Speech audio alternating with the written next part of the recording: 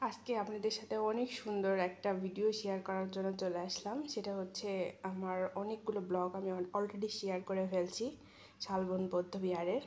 তো এখন হচ্ছে পাহাড়ের সর্বোচ্চ উপরে, পাহাড়ের সর্বোচ্চ চূড়ায় উঠে গেছি আর পাহাড়ি মুরগি দেখাবো বলে ভিডিওটা করেছি আমি।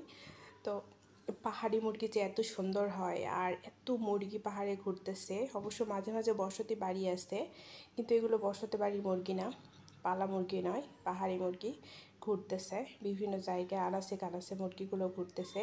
আর গাছের ওপর আমরা যারা অচেনা অনেক পাখি দেখেছিলাম, তো মুরগিগুলো যখন দেখেছিলাম তখন আমি খুব আশ্চর্য হয়ে গেছিলাম। এর আগে পাহাড়ি মানুষের চ্যানেলে আমি পাহাড়ি মুরগি দেখেছি, তখন আমার হঠাৎ করে মাথায় আসলো যে এগুলো পাহাড়ি মুরগি কিনা দেখি, তখন দেখি যে হ্যাঁ এগুলো পাহাড়ি মুরগি। তো ভাবলাম যে আপনাদের জন্য একটা ভিডিও মেক করি আর সেটা আপনাদের সাথে শেয়ার করব, দেখি কেমন হয়। তো সেই সূত্রই, আর একদম নির্জন পাহাড় আর এত সুন্দর, আমার কাছে তো খুব ভালো লাগছে। বিশেষ করে গাছের পাতাগুলো ঝরে ঝরে নিচে পড়ে আছে, পাতার উপর দিয়ে হাঁটতে অনেক ভালো লাগতেছে।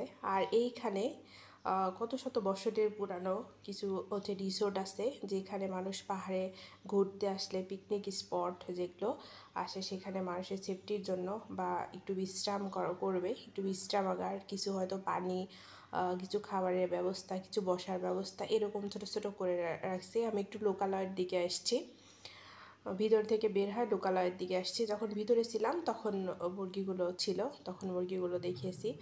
আর আমরা যাওয়ার কয়দিন আগে পাহাড়ে হচ্ছে আগুন দিয়ে অনেক গাছ, অনেক হচ্ছে জঙ্গল পুড়িয়ে দিয়েছে, তো সেই ক্ষেত্রে একটু ফাঁকা ফাঁকা ছিল। তো যেদিকেই যাচ্ছি সেদিকে, যেদিকেই ক্যামেরা ধরছি সেদিকেই শুধু পাহাড় আর পাহাড় আর জঙ্গল।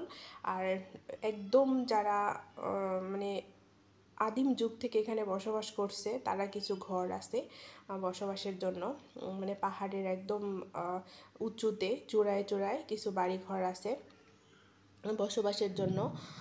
তাছাড়া অন্য কোনো মানে লোকালয় দেখা যায়। তো আমি যেগুলো দেখাচ্ছি যে পাহাড়ের নিচে কিছু বসতি ঘর, মানে খুব আশ্চর্য হয়ে গেছি দেখে যে পাহাড়ের পাদদেশে কিছু ঘর আছে। আর যখন ওইটা আসলে আমরা আবিষ্কার করতে যাব যেখানে কারা থাকে, ওইটা আবিষ্কার করা আমাদের পক্ষে সম্ভব নয়, কারণ তারা আমাদের সাথে কথা বলবে না, এখানকার স্থানীয় মানুষ ছাড়া তারা কথা বলে না। তো এটাই হচ্ছে এখানকার নিয়ম।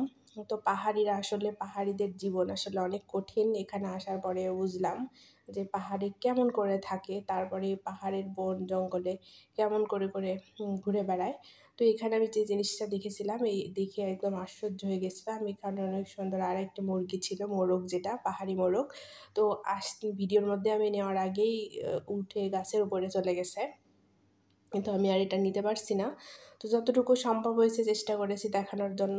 পাহাড়ের মধ্যে দিয়ে দিয়ে ঘুরছি, আর পাহাড়ের এই যে নিচ দিয়ে এরকম কিছু রাস্তা আছে পাহাড়ের উপরে উঠে যাওয়ার জন্য, পাহাড়ের নিচে নামার জন্য।